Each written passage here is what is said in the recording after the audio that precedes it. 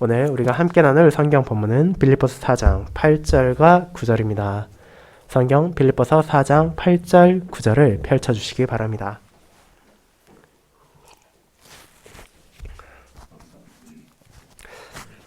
하나님의 말씀 낭독하겠습니다. 끝으로 형제들아, 무엇에든지 참되며 무엇에든지 경건하며 무엇에든지 옳으며 무엇에든지 정결하며 무엇에든지 사랑받을 만하며 무엇에든지 칭찬받을 만하며 무슨 덕이 있든지 무슨 기림이 있든지 이것들을 생각하라. 너희는 내게 배우고 받고 듣고 본 바를 행하라. 그리하면 평강의 하나님이 너희와 함께 계시리라. 아멘. 설교 후에는 찬송 34장의 5A절부터 6B절까지를 이어서 부르도록 하겠습니다.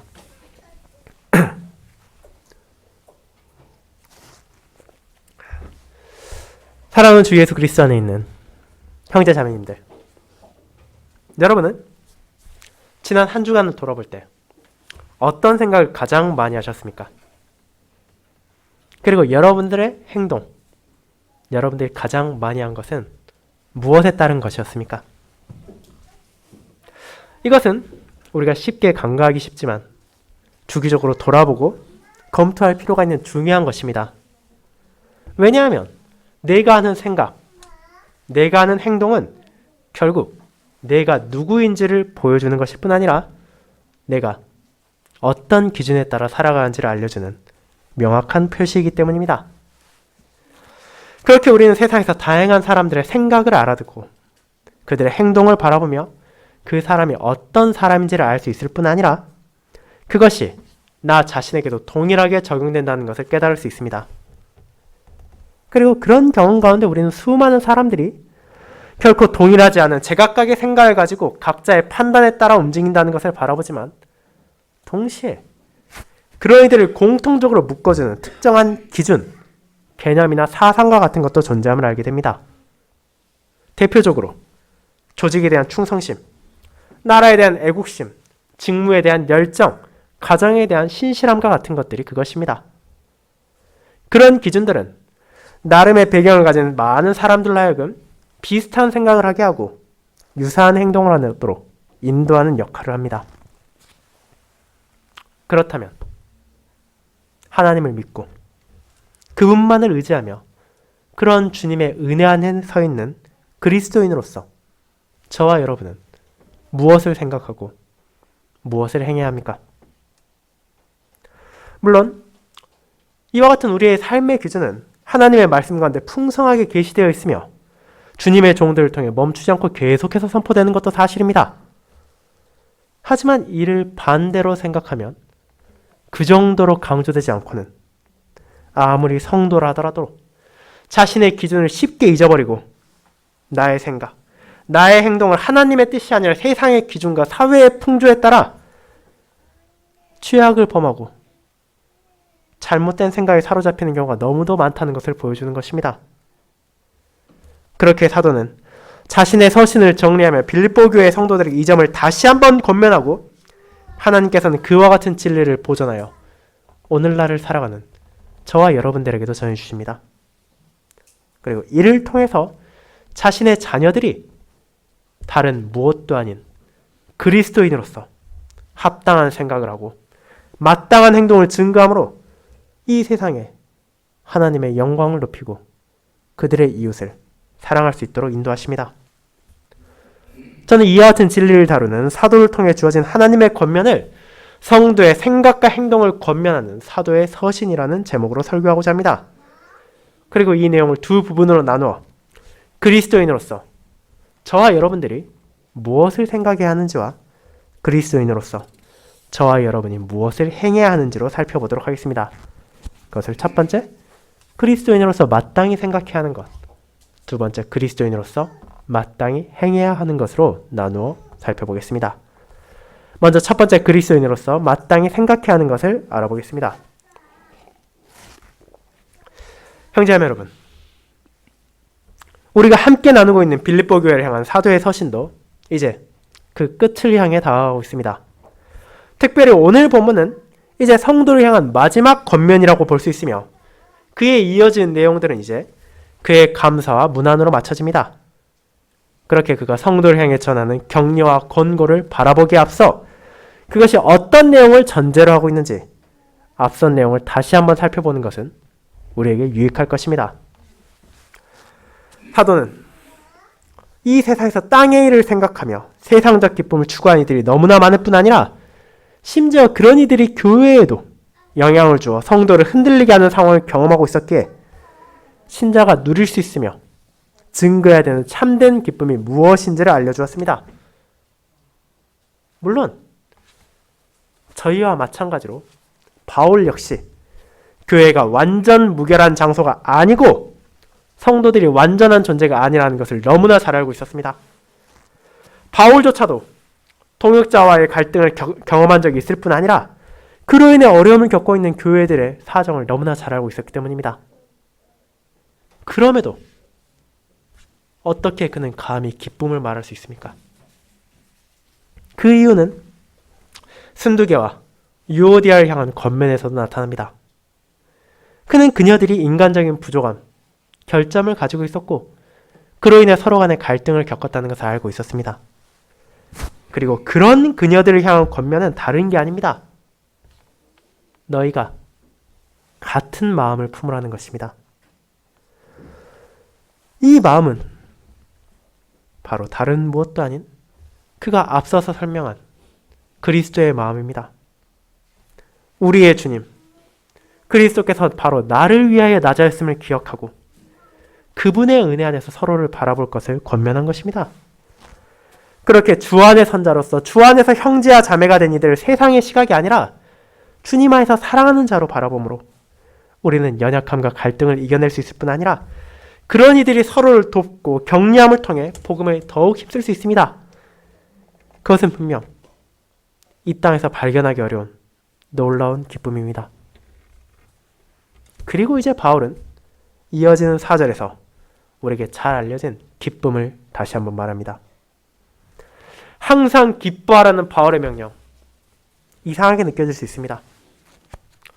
세상에 그 누가 언제나 기뻐할 수 있겠습니까? 이 땅에 넘쳐나는 죄와 비참을 마주해야 되는 성도의 실제를 안다면 이것은 불가능해 보이는 말처럼 느껴질 수도 있습니다. 하지만 그가 말하는 기쁨은 우리가 일반적으로 생각하기 쉬운 세상적인 기쁨과 다른 것입니다. 그는 이 기쁨의 전제 조건을 분명하게 말합니다. 주 안에서 기뻐하라고 말입니다. 그가 이 서신 안에서 계속해서 말하는 주 안에서 무언가를 한다는 것은 그의 능력, 그의 의지, 그의 행동을 기반으로 하는 것이 아니라 주님의 은혜 안에서 생각을 품고 행동을 하는 것입니다. 그렇게 바울은 우리가 쉽게 생각하는 기쁨까지도 내 안에서 자연스럽게 우러나오는 것이 아니라 하나님의 은혜로 인하여 내가 받게 된 선물이라는 것을 잊지 않도록 이 전제 조건을 언급합니다.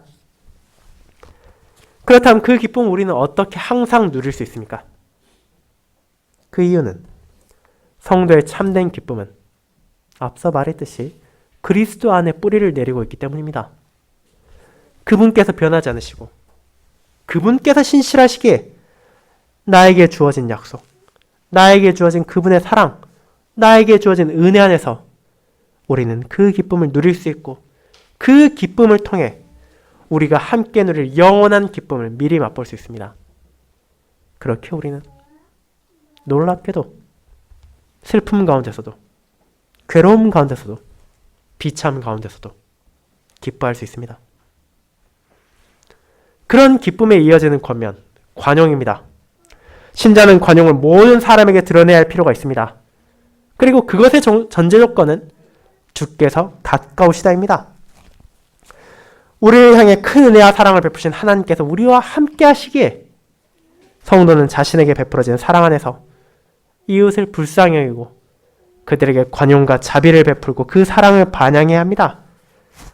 그뿐 아니라 그분께서 오실 날이 시간적으로도 점점 다가오고 있기에 하나님을 거역하는 죄인들을 불쌍하게 여기고 그들에게 복음을 전하며 주님의 사랑을 전하는 관용을 우리는 멈추지 말아야 합니다. 그뿐 아니라 사도는 이제 우리에게 모든 염려를 내려놓으라고 명합니다. 걱정, 근심을 비롯한 염려는 나를 둘러싸고 있는 상황이 나의 통제에서 벗어난 것처럼 느껴질 때, 그리고 내가 감당할 수 없을 것처럼 생각될 때 우리에게 찾아옵니다. 이것 세상에 살아가는 사람들이 결코 벗어날 수 없는 역경처럼 보일 수도 있습니다. 하지만 바울은 성도들에게 염려하지 말라고 전하며 오직 감사함 안에서 기도와 간구로 하나님께 아뢰을 것을 명합니다. 그렇게 한다면 영원히 변하지 않는 평강, 바로 하나님의 평강이 그들에게 주어질 것이기 때문입니다.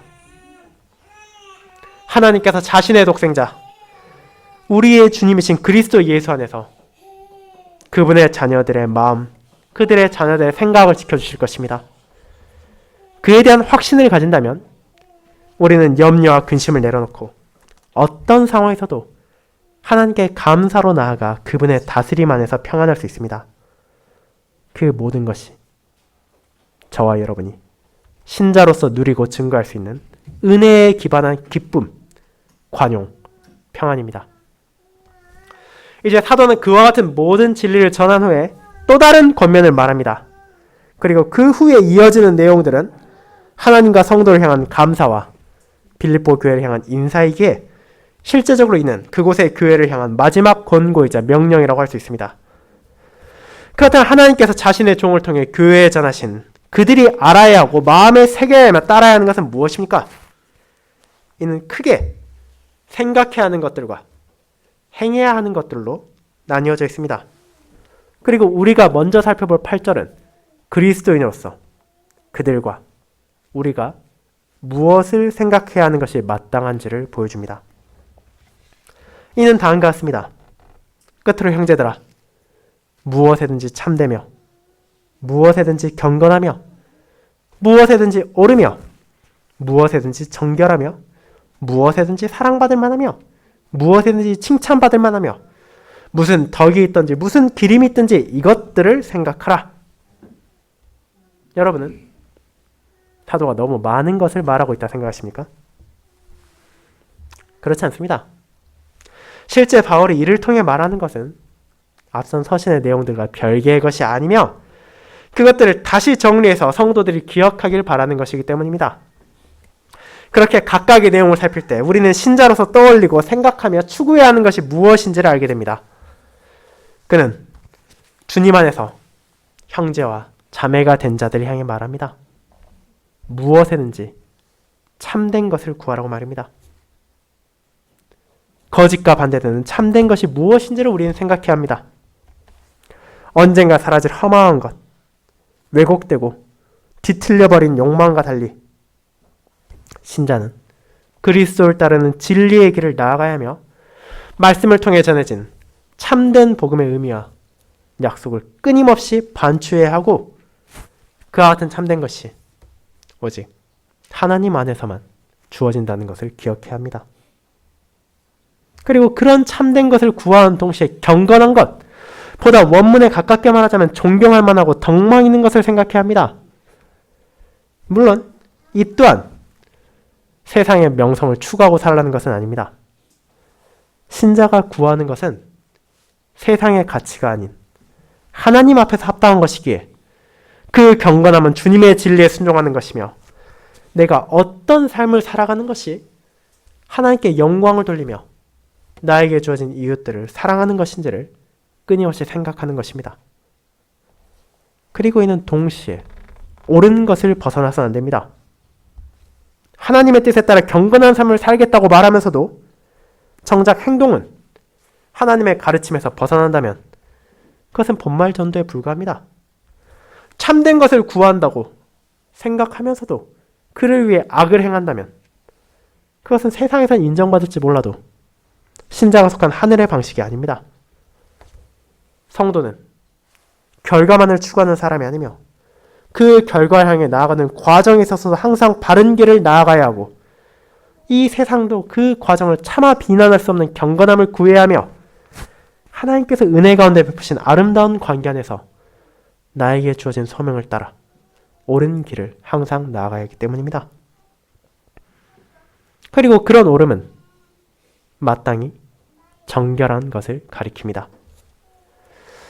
거룩함으로도 해석될 수 있는 이 표현은 하나님을 위해 구별되었다는 것을 말합니다.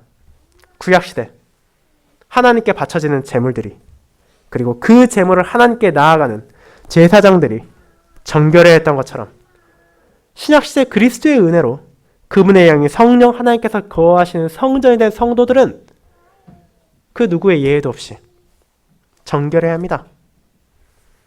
자신을 죄로 더럽히지 않고 부정한 것을 탐하지 않으며 말과 행동만이 아니라 나의 생각에 있어서까지도 거룩함을 잊지 않는 것이 우리 모두에게 필요하며, 그런 신자는 동시에 하나님을 향해서, 이웃을 향해서 자신들이 나타내야 할 사랑에 대해 생각하게 됩니다. 내가 어떻게 사는 것이 진정 하나님께 합당한 영광을 돌리는 것인지, 내가 어떻게 하는 것이 나의 곁에 있는 형제와 자매를 사랑하는 것인지 우리는 잊지 말아야 하며, 그와 같은 사랑에 대한 묵상 또한 우리의 머릿속에서 결코 떨어져서는 안 되는 것입니다.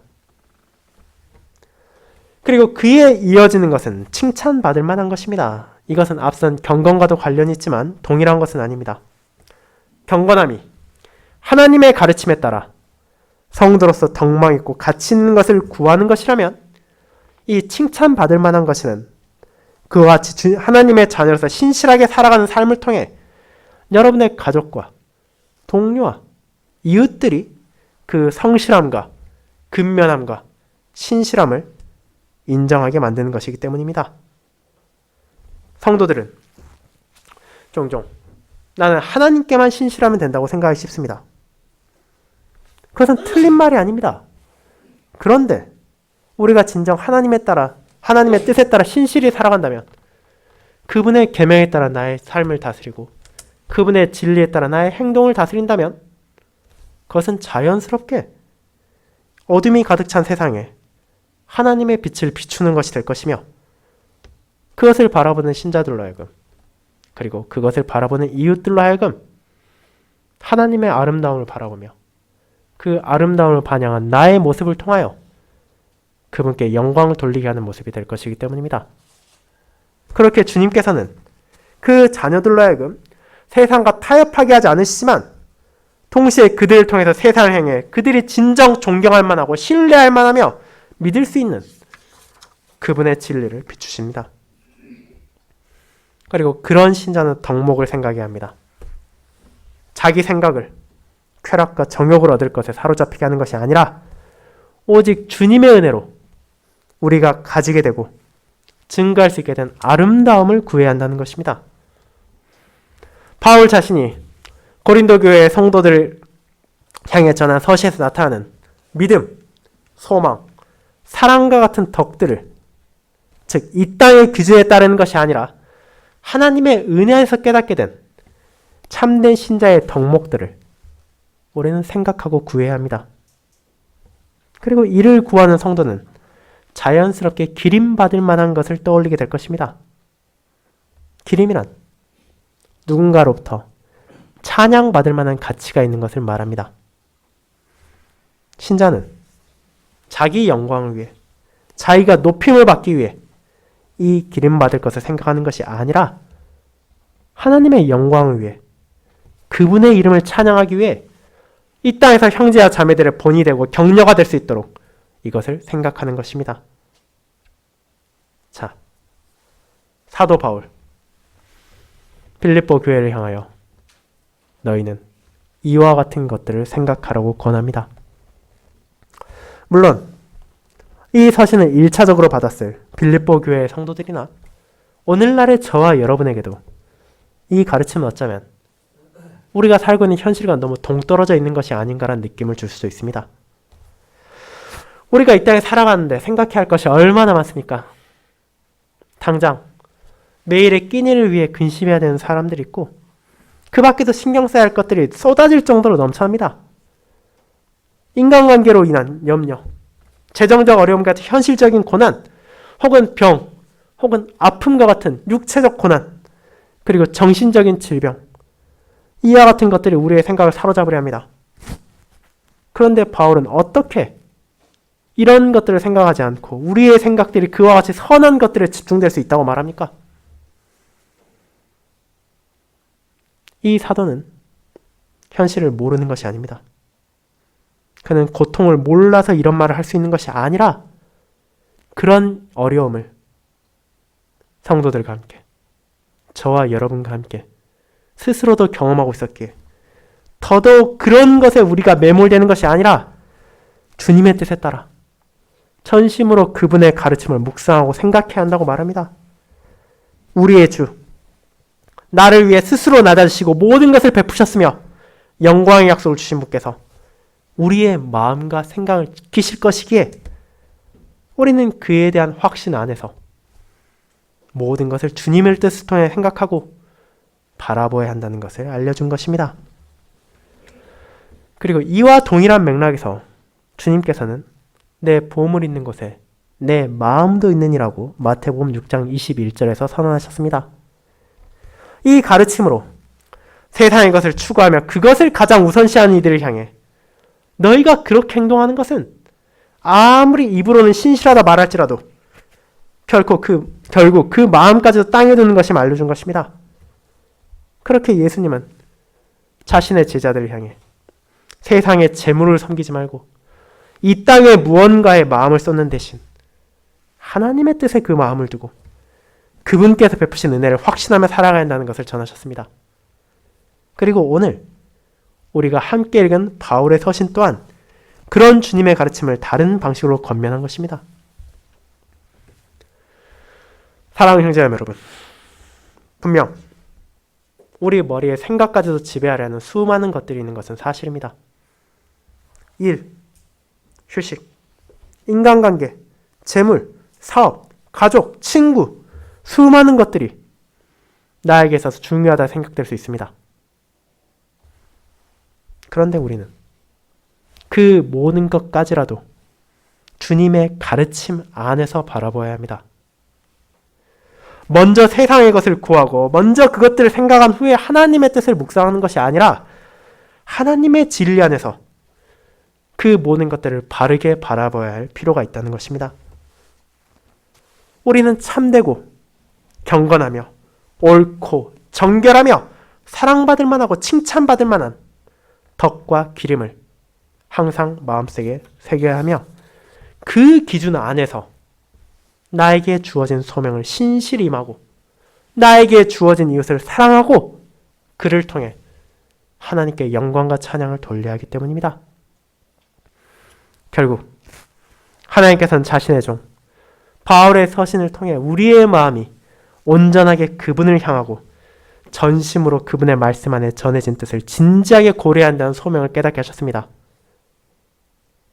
그렇게 우리가 주님의 은혜 안에서 주님의 마음을 품고 주님의 뜻을 생각할 수 있는 것은 앞선 7절에 나온 것처럼 주님께서 우리의 마음과 생각을 지키시기 때문이며 그렇게 우리가 주님의 뜻을 생각할 때 그것은 자연스럽게 저와 여러분의 삶 가운데 행동으로도 나타날 것입니다.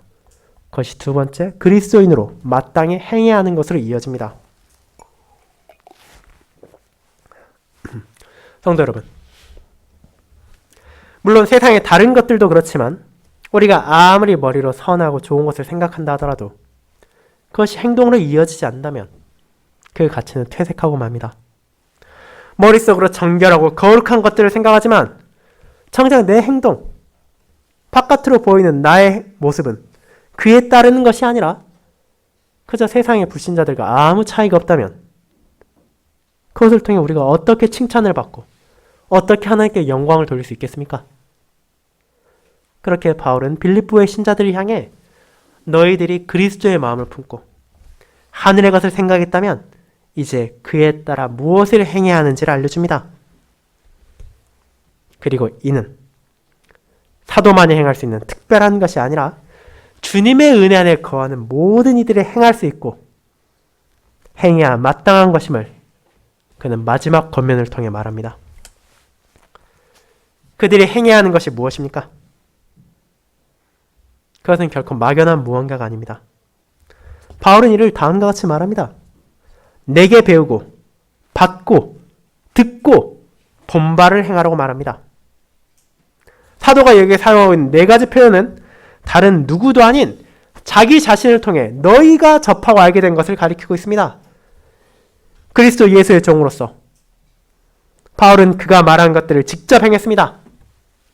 이 서신 안에 나오는 수많은 가르침들, 우리가 때로는 생각하기도 어려운 놀라운 명령들은 그 자신이 지키지 않으면서 너희만 지켜야 한다고 강압한 것이 아니라 오히려 사도 바울 스스로가 어떤 상황에서도 주님의 은혜만을 붙잡고 흔들리지 않으며 그와 같은 신자의 덕목들을 증거하고 나타내고 보인 것이기 때문입니다. 그는 로마의 감옥에 갇혀 있으면서도 기쁨을 말하고 있었고 죽음을 앞두고 있으면서도 평안을 잃지 않았으며 자신의 배경과 받은 교육을 그리고 이전에 유익하게 여기던 땅의 것들을 아낌없이 내려놓을 수 있었습니다. 바울의 소망은 이 세상에 있지 않고 오직 자신이 서 있는 주 안에만 있었으며 그의 즐거움은 성도들이 믿음 안에 자라감에 있었습니다. 궁핍한 가운데서도 어떻게든 그것을 벗어나자고 생각하는 대신에 하나님께 감사할 수 있었으며 그와 같은 행동은 자기 안에서 끝나는 것이 아니라 행동으로 증거되며 성도들의 격려가 위로가 되었습니다.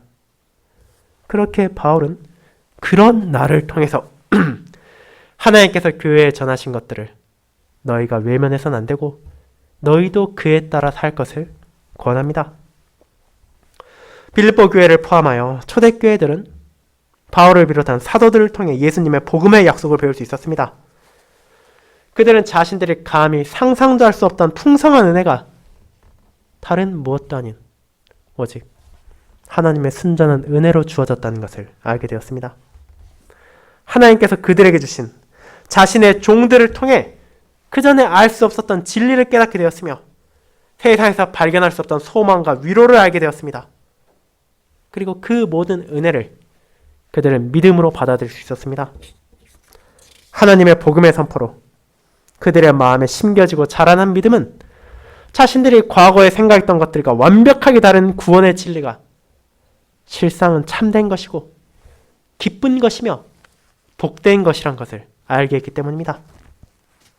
그리고 바울은 그들에게 끊임없이 이 복음의 약속을 선포했습니다. 먼저 그들 자신의 죄와 비참을 알게 했을 뿐 아니라 그럼에도 불구하고 하나님의 크신 사랑 안에서 그들이 받은 복음의 약속, 흔들리지 않는 소망, 그들의 참된 주인 그리스도를 알게 했으며 그 은혜 가운데 성도들에게 주어질 영광을 바라보겠습니다. 그리고 이는 한 번의 가르침으로 끝나는 것이 아닙니다.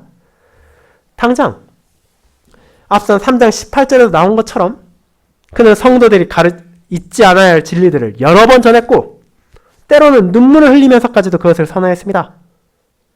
그와 같은 모습은 에베소 교회를 떠날 때 그가 그 교회에 남긴 말에서도 나타납니다.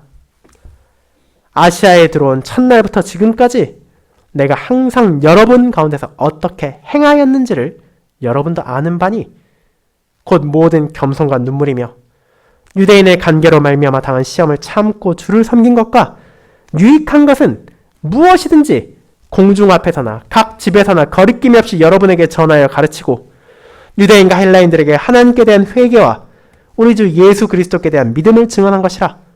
사도행전 20장 18에서 20절입니다.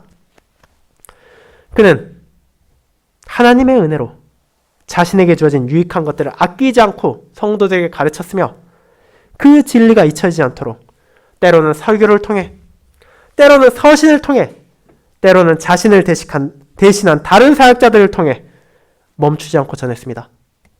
그렇게 그는 3장 1절에서 말하는 것처럼 때로는 이것을 듣는 사람들이 아니 왜 했던 말을 또 하는가라고 의문을 품다 하더라도 그것의 가치를 알고 있었고 그것의 의미를 깨닫고 있었기에 이를 수고롭게 여기는 것이 아니라 오히려 이를 전하는 것이 너희의 안전을 위한 것이라는 것을 말한 것입니다.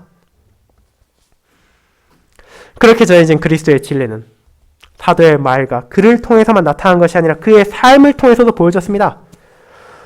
우리가 앞서 본 사도행전 20장 18절에 나타나는 것이고 또 빌립보서 3장 17절에도 나옵니다. 그는 형제들에게 나를 본받으라 말하고 그와 같이 행하는 자들을 눈여겨보라고 말합니다.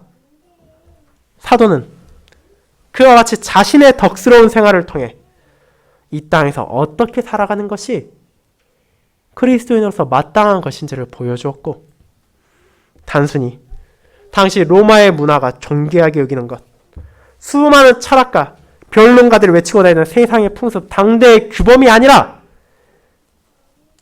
그 자신의 말을 통해, 그 자신의 행동을 통해 그리스도인으로서의 삶을 신자들이 기억하고 그가 떠난 후에도 그에 따라 살아갈 수 있기를 바랬습니다. 그리고 그런 바울의 가르침과 보는 어디에서 기인한 것입니까? 그가 너무도 특별하고 재능이 넘쳐서 스스로 무언가로 창안한 것입니까? 그렇지 않습니다.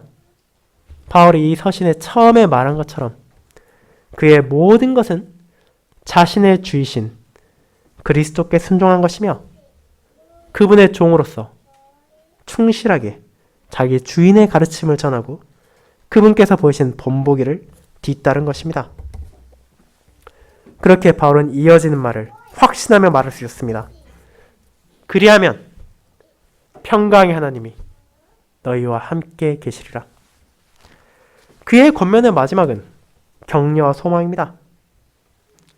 그리스도인으로서 주님의 뜻에 따르고 그분의 종의 본을 따라 알게 된 삶을 살아간다는 것은 분명 쉬운 것이 아닙니다. 나의 생각은 끊임없이 세상의 것, 땅의 것으로 향하려 하고 나의 행동은 자기의 편익, 자신의 유익을 위해 흘러갈 십상입니다. 그런 나의 생각, 나의 행동을 다스리고 통제한다는 것은 결코 쉽고 자연스럽게 되는 것이 아닙니다. 성도는 끊임없이 자기에게 주어진 진리를 묵상해야 하고 그에 따라 살아가기 위해 노력해야 하지만 그것은 실상 내가 너무나 잘 알고 있고 나에게 친숙한 세상의 길과 정반대로 나아간다는 것이기 때문입니다. 그렇다면 우리는 그 길을 진정 눈물과 슬픔으로만 나아가야 합니까? 그렇지 않습니다. 물론 그런 삶 가운데 역경, 고난, 비참, 슬픔, 때로는 눈물이 있다는 것을 사도는 부인하지 않습니다. 그러나 바울은 그런 성도들에게 너희와 함께하는 분이 있다는 것을 깨닫게 합니다. 우리의 걱정, 우리의 염려를 덜어주시고 우리의 마음과 생각을 지키시며 우리에게 필요한 것을 주신 하나님께서 그분의 자녀들과 동행하실 뿐 아니라 그 마음 안에 흔들리지 않는 감사와 평안을 일으키시기에 성도는 그분의 보호와 인도 안에서 기쁨과 감사로 주님의 길을 나아갈 수 있습니다. 그와 같은 진리와 신자를 향한 참된 본은 우리의 주이신 그리스도를 통해 세상에 밝히 비추어졌습니다. 그것은 진정 세상이 말하는 것과 대조되는 것이었고 우리가 가졌던 상식과 편견을 깨부수는 것이었습니다. 적당히 죄와 타협하고 적당히 세상의 권력과 향락을 탐하며 살아가도 하나님의 자녀로서 어떤 문제가 없다고 말하던 당대의 지도자들과 달리 주님께서는 그 무엇보다도 너희가 먼저 하나님의 나라와 그분의 의를 구하라고 말하셨습니다.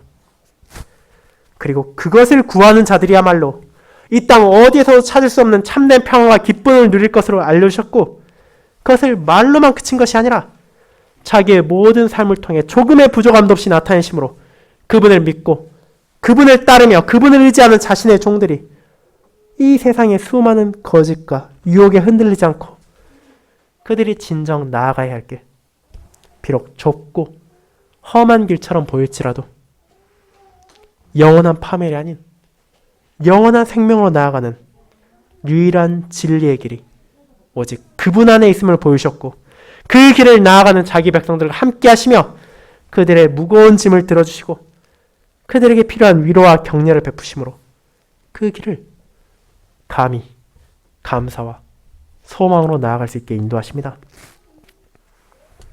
그렇게 우리는 하나님의 은혜를 통해 주님 안에서 이 길을 함께 나아갈 수 있습니다. 사랑하는 성도 여러분, 어쩌면 이와 같은 말이 여전히 여러분에 와닿지 않을지도 모릅니다. 어쩌면 오늘날 많은 교회들이 그러하듯이 그저 교회만 다니면 하나님만 외치면, 헌금만 내면 부와 명예와 권력이 자연스럽게 올 것이라는 가머니설이 우리에게 더 달갑게 들릴지도 모릅니다. 하지만 주님께서는 과거에도 지금도 그리고 앞으로도 그와 같은 것들을 약속하지 않으십니다. 그분께서는 끊임없이 하나님의 은혜를 선포하시고 그 은혜를 받은 자들에게 합당한 생각과 삶이 무엇인지를 알려주시며 그 길을 나아가는 자들에게 함께하는 평강을 약속하십니다. 그 길을 나아가는 것이 고되고 힘들며 박해와 조롱이 있을 수 있습니다. 그러나 그 길을 앞서 나아가신 우리의 주님께서 그 길의 끝에 기다리고 있는 하나님의 은혜를 보이셨고 주님을 따라 그 길을 나아간 믿음의 선조들이 그와 같은 부르심에 따라 살아가는 모습을 본을 보였습니다. 그리고 우리 또한 우리의 자녀들과 후손들을 향해 그리스도인으로서 우리가 무엇을 생각하고 무엇을 추구하며 그리고 어떤 삶을 살아야 하는지를 나의 말과 나의 행동과 나의 삶으로 증가하며 그들에게 본을 보여야 할 소명이 주어졌습니다.